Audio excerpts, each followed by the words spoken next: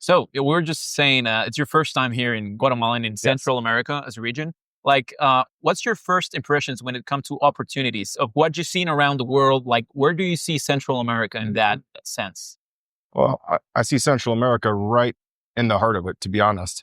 I think this next generation will be the ones who get to experience not only the growth, but the wealth. I think that it's perfectly set up. I think that the opportunity is there.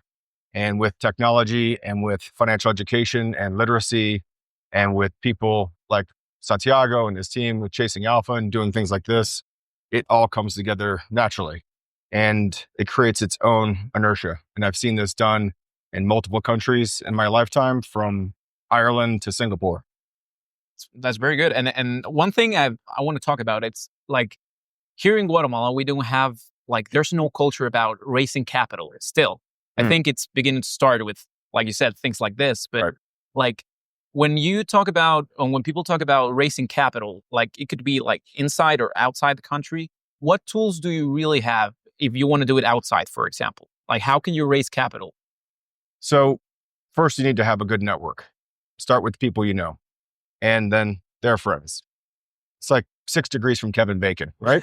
Yeah, Use your network to reach out to people and just start asking questions.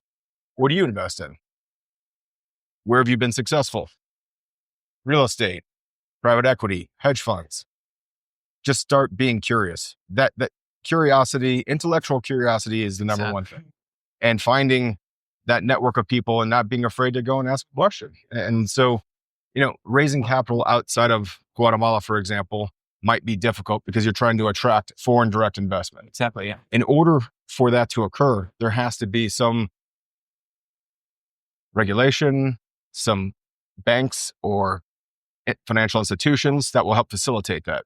Exactly. And the countries that have done that very well thrive and prosper. Look at China. So I started doing business in China 25 odd years ago. They were becoming capitalists. And I watched it develop and unfold right in front of my eyes. And I never thought in my lifetime I would see what they've become. Yeah. I mean, honestly. So if you look at China as an example, and they're a very big example, but I think sometimes when you look at these gross examples, these big examples, for a country like Guatemala in a Central American region where there's similar education levels, opportunities, and wealth that can come together very quickly to help change this next generation. Yeah, no, it's like, honestly, it's amazing how sometimes it seems very obvious to just like, oh yeah, let's have a great idea. Let's go ask for money. And I think it is obvious, but people still don't do it. Like, Right. I think that's what like this type of events helps with. Like you can actually have a good idea and try to sell it to investors. That's right. Because most people I think here, they just don't try it or they just don't think it's possible. But I mean, you could say you have experience in it. I mean, that's how it works, Sure. in the rest of the world. That's right. And look, your investment thesis is the backbone of your deal. And identifying the asymmetrical risk on how you're going to generate alpha or the return should attract capital if it's good. Yeah. Naturally. And that's part of the track record. You just get better and better with the more transactions that you do. And you become more familiar with the pitfalls and risks that come with whatever it is that you're doing, whether it's real estate or buying and selling a company or building a brand. There are so many different things that you need to understand and know about.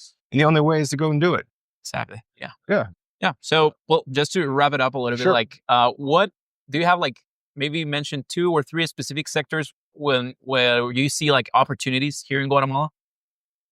So I think fintech, so financial technology platforms, payments, micro lending, I think that will take off big time. And I've seen it happen in Africa and I've seen it happen in Asia. So there's no reason why it shouldn't happen here. And to me, that's a great place to start. And then from there, I'd look at infrastructure. That's a little bit bigger. Yeah. But, you're landlocked. So you've got the same challenges that a lot of countries with, 15 to 20 million people in them. And you're left with what they've already built. So What do you do next? You build a new airport. You build a new train. You start to leverage the new technologies that are coming. I still think in my time, we'll probably see, the Uber air taxis that Probably. pick up and land in the same spot and eliminate a lot of this traffic and pollution that we're seeing because of the way the technology has changed so much.